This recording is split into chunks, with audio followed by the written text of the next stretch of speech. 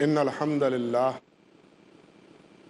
हम्दलिल्लाह रब्बिल आलमीन वस्सलातु वस्सलामु अला सय्यिदिल अंबिया'i वल मुरसलीन व अला आलिहि व सहबिहि व मन तबिअहुम बि ihसान इला यौमिद्दीन व अशहदु अल्ला इलाहा इल्लल्लाह वहदहु ला शरीका लह व अशहदु अन्न मुहम्मदन अब्दुहु व रसूलुहु। अम्मा बाद। मोहतरम मुअज़्ज़ज़ सामईन किराम व नाज़रीन इज़ाम, हज़रात सहाबा किराम रिज़वानुल्लाहि अलैहिम अजमईन, उनके बारे में मैं मुसलसल आपके सामने गुफ्तगू कर रहा कि वो सब के सब आदिल हैं, मासूम नहीं हैं। अगर उनसे कोई ज़िंदगी में गलती और ख़ता हुई है तो अल्लाह ने उन्हें नबी अलैहिस्सलाम की मसाहबत के शरफ़ की वजह से तौबा की तौफ़ीक दे दी, या उनकी हसनात की वजह से उनकी उस गलती को नज़रअंदाज फरमा दिया, या ये कि किसी बीमारी किसी पशेमानी में मुब्तला करके उस गुनाह का कफ़ारा बना दिया उस बीमारी को।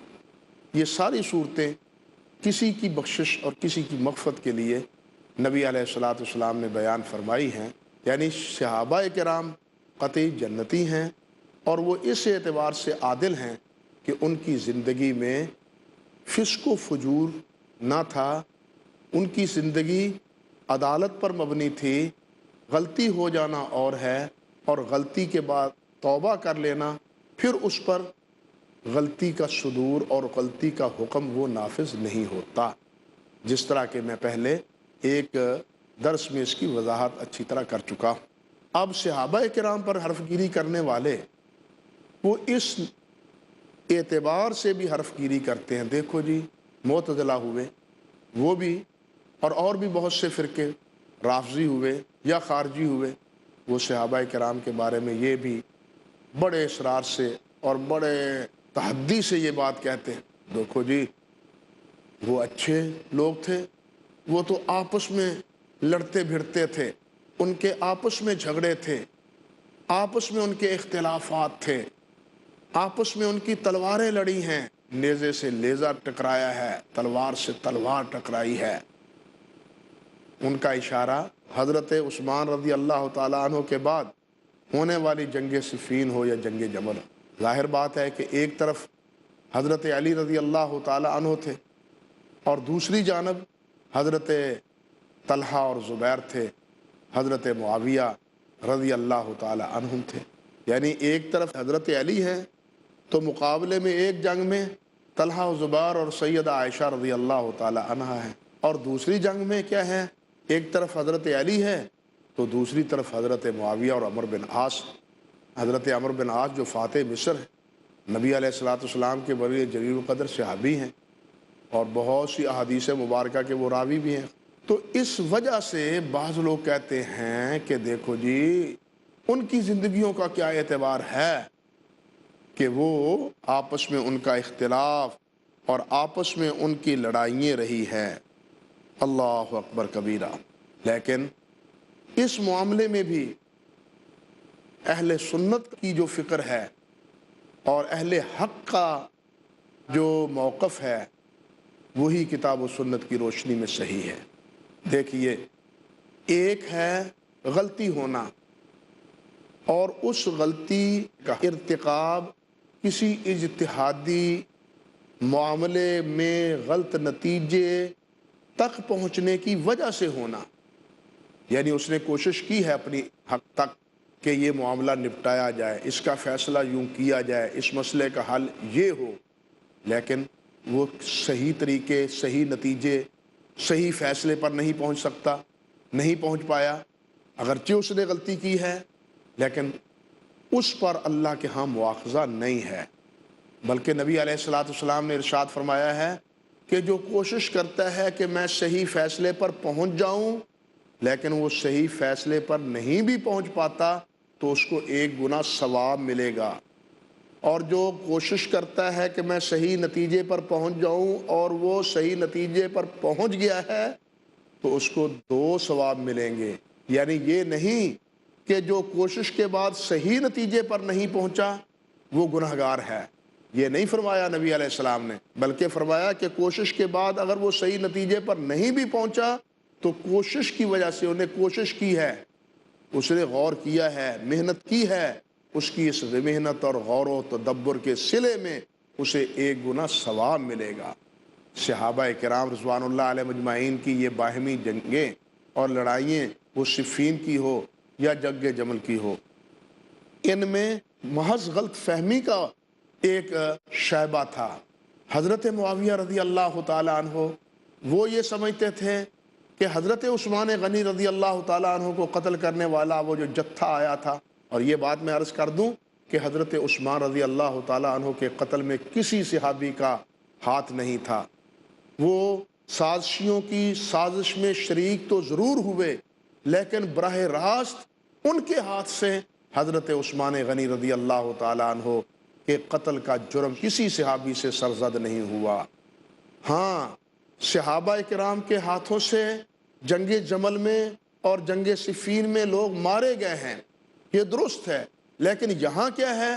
یہاں صورت یہ ہے کہ حضرت طلحہ، حضرت زبیر، اسی طرح حضرت معاویہ اور حضرت عمرو بن عاص یہ سمجھتے تھے کہ عثمان غنی رضی اللہ تعالی عنہ کے قاتل وہ حضرت علی کے ساتھ ہے، وہ علی رضی اللہ تعالیٰ عنہ کی صفوں میں گھسے ہوئے ہیں، اور حضرت علی رضی اللہ تعالیٰ عنہ سے حضرت عثمان کے قصاص کا تقاضا کر رہے تھے کہ حضرت عثمان غنی کا قصاص لیا جائے، اور حضرت علی کا موقف یہ تھا کہ ابھی میری حکومت وہ مستحکم نہیں ہوئی، ابھی ان مجرموں سے قصاص لینا شروع کر دوں تو حکومت میں یکجہتی نہیں رہے گی، اختلاف امت میں اور بڑھ جائے گا، اس لیے فوری طور پر قصاص لینے سے حضرت علی رضی اللہ تعالیٰ عنہ نے تعمل کیا، توقف کیا، اور یہ صحابہ اصرار کرتے تھے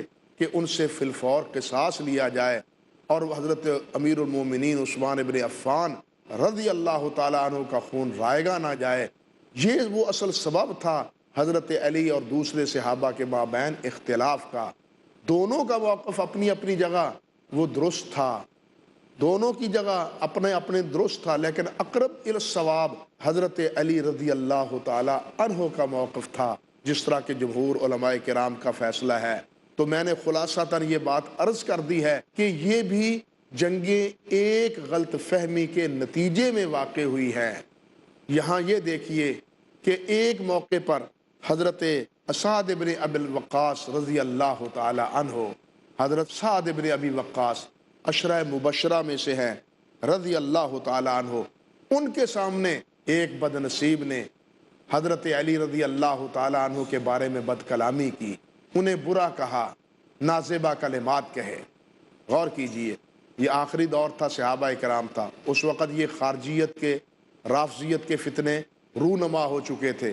حضرت علی رضی اللہ تعالیٰ عنہ کے بارے میں کسی بد نصیب نے نازیبا بات کہی تو حضرت سعد بن ابی وقاص رضی اللہ تعالیٰ عنہ نے کیا فرمایا؟ یہ بات قابل غور ہے۔ فرمانے لگے مہلاً ان اصحاب الرسول اللہ صلی اللہ علیہ وسلم، کہتے ہیں وہ صحابہ کرام کے بارے میں تأمل کرو، ٹھہر جاؤ، رک جاؤ، کیوں بد زبانی کرتے ہو، کیوں بد کلامی کرتے ہو؟ ان کے بارے میں کوئی بات اور کوئی حرف شکایت اپنی زبان پہ نہ لاؤ۔ یہ بات کہنے والے کو، حضرت علی کا شکوہ شکایت کرنے والے کو کس نے کہی؟ حضرت سعد بن ابی وقاص رضی اللہ تعالی عنہ نے۔